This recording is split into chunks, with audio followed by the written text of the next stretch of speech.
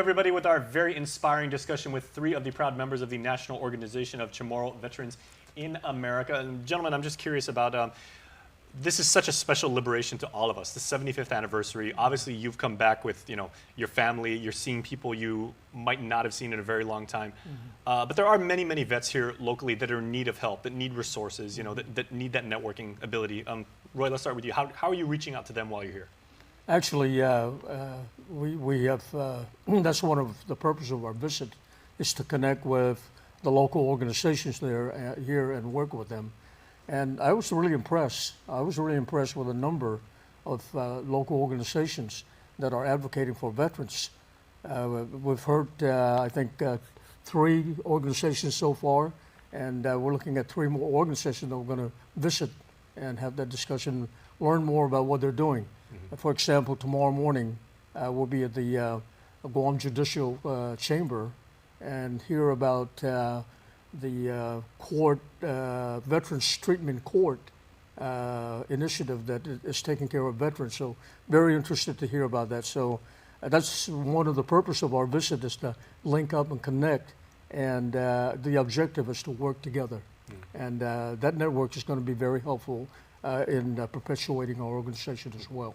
I think one of the most critical things that we need to do also is introduce the organization to our Chamorro veterans.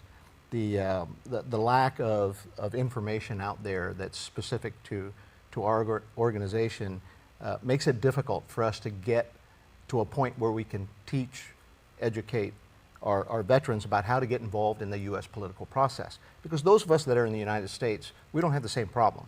We literally have the services and healthcare available at our backyards. Whereas the folks here have the problem of not having a hospital here, which is something that we advocate. We advocate that we should get a hospital here, that we should make sure that all of our fallen heroes, our Vietnam heroes that did the same thing as, let's say, a soldier who was born in the mainland. A guy jumps on a grenade to save the people around him and suffers the fate of death. He might get, if he's from Guam, he might get a Silver Star. Whereas the equivalent soldier born in the United States somewhere would do the same act, suffer the same fate, but would get the nation's highest award for valor, the Medal of Honor.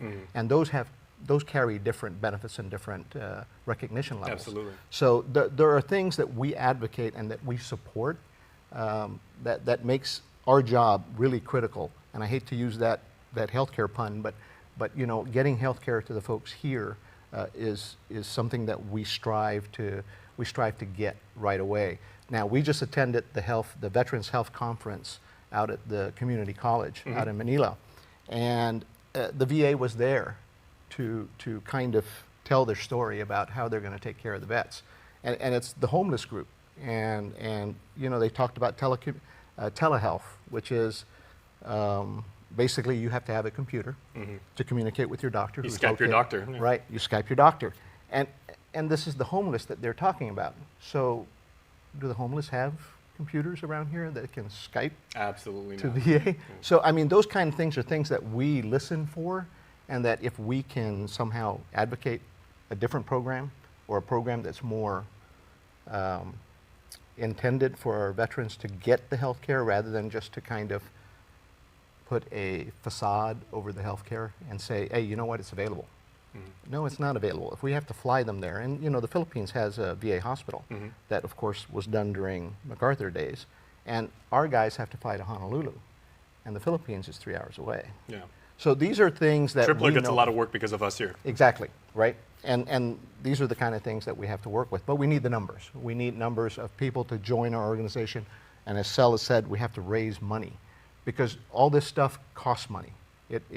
It's something we have to do. And like you said, your love for the country and your commitment to duty was no less than, it didn't matter if you were born as, the saying goes, you all spilled the same blood in the same mud. That's exactly right. Okay, so Mr. Agigi, we'll give you the final word as we wrap up here. What do you plan to do while you're back here on home soil? Well, we're doing exactly what we should be doing, talking to people like you, making sure that this TV station is broadcasting all these things so that everybody can hear what the heck we're saying. And hopefully we can get some kind of, feedback that now we got something going on in America. It's a small group, but it's like everything else. It's going to expand if we work together, start learning from what is going on here in both Guam and in the United States, knowing that we don't have a voting power. We're about the farthest from Washington, D.C., and here we're competing with all the other military people who are getting just about everything they're entitled to.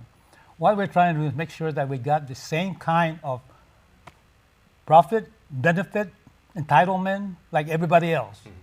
No less. The only way that can be done, advocating, working like hell to make sure that Washington understand that if you're a veteran, regardless of how far you are from Washington, D.C., you should be getting the same thing as anybody else who fought or who was in the war and who fought for America. Absolutely. And the veterans from Guam have a very high degree of patriotism, a lot of death. We die, the number of death here is proportion is more than the average population in the mainland. That's right. So we got to make sure that that kind of data is available. Congress should learn that. And as far as I'm concerned, the fact that we're so far from Washington and we don't have a voting power, that is enough to make you feel like, where the hell are we going to go from here? This is it. We got to start somewhere. We got to, you germinate anything. So this is where the number begins. Well, we would be more than pleased and honored to be able to do all that we can to help you Thank complete you your very mission. And the work continues always as soldiers, as airmen, and Just like coming here. well, and I guess we'll wrap with this because I interviewed a drill instructor many years ago, and he said, you know what, I've trained thousands of people who volunteered for military service. Not once have I ever seen a Chamorro quit. Yeah. Hardest working, most humble, and absolutely dedicated to the mission. So, gentlemen, it's an honor to be able to sit here with you and to see you continue that work. So, Thank you. you very much. Thank you. Happy Appreciate liberation to all of your families. Thank you very much. Thank you. Yeah. You too, We appreciate Jim. it. Thank you very much. Thank you for the opportunity. Please stay tuned. We are back.